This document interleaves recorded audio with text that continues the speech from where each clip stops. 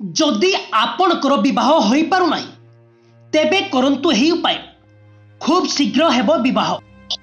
जदि आपणकर विवाह हो पारुना तेबे एही उपाय करंतु ओ वैवाहिक दोष दूर करंतु। अन्य कारण व्यतीत वैवाहिक दोष हेतु विवाह रे विलंब होइथाय, तेणु एही उपाय करबा नित्यांत जरूरी अटे। जदि आपणकर विवाह हो पारुना तेबे एही चमत्कार उपाय करंतु। जन्म कुंडली रे विवाहर विचार सप्तम भागरु आलोचना करा जाय। एही भागरे विवाह व्यतीत अन्य वैवाहिक जीवन सहित जड़ित अन्य कथा, स्वामी स्त्रींकर संबंध संपर्क रे मजबूत आदि को विचार करा जाय थाए। आसंतु जानिबा एही उपाय विषय रे।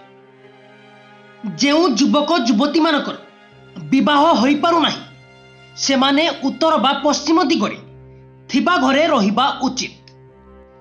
सेही घरे सोइबा समय रे पूर्व दिग को मुंड करी सोइबा उचित। एहा द्वारा विवाह प्रस्ताव आसी थाए। सेही परी गुरुवार दिन एक हलदिया कपड़ा रे हलदी खंड बांधी निज तकिया तले रखिबा उचित।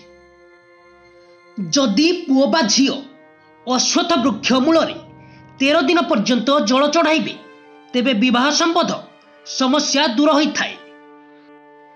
जेउ युवती मानकर विवाह रे समस्या देखा देउछि सेमाने घरर वायव्य दिगरे सोइबा उचित।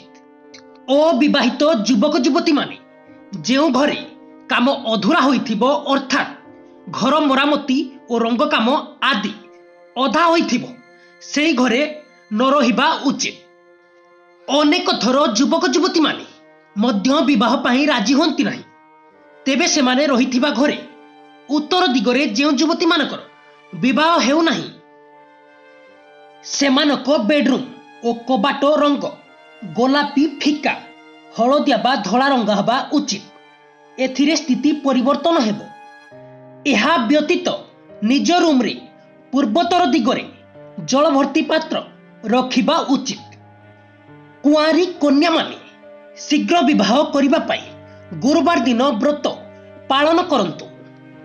गुरुवार दिन व्रत पालन करिबा सहित कदली गछ मूल रे बसी बृहस्पति ग्रहंक मंत्र एक माला जप करंतु। जदि जातक कुंडली रे प्रथम चतुर्थ सप्तम और द्वादश भागरे मंगल स्थित होइथिबे तेबे जातक को मांगलिक दोष लागि थाए। एही दोष हेतु विवाह रे विलंब, दाम्पत्य जीवन रे मतभेद और वाद विवाद आदि समस्या देखा दिए। एही मांगलिक दोषरु रक्षा पाइबा पाई युवक बा युवती माने मंगलवार दिन व्रत पालन करिबा उचित।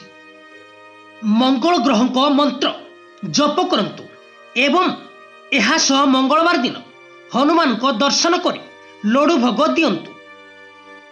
सेहीपरि सप्तम घरे शनि रहिले मध्य विवाह रे समस्या सृष्टि होइथाए। सेथिपाई ओम शनिचराय नमो मंत्र जप करंतु। एहा सहित शमी काठ घी ओ मिश्री रे यज्ञ करंतु। यज्ञ बोर पाइबा पाई बालकांड पाठ करिबा श्रेयकर होइथाए।